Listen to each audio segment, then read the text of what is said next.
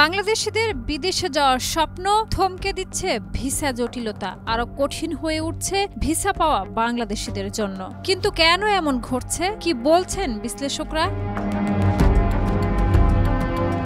অনেক বাংলাদেশের শিক্ষার্থী বিদেশে পড়াশোনার স্বপ্ন নিয়ে দিনরাত এক করে চেষ্টা করেন। তারা স্কলারশিপ পান, কঠোর পরিশ্রম করেন, কিন্তু শেষ মুহূর্তে ভিসা না পাওয়ার কারণে সেই স্বপ্ন বাতিল হয়ে যায়।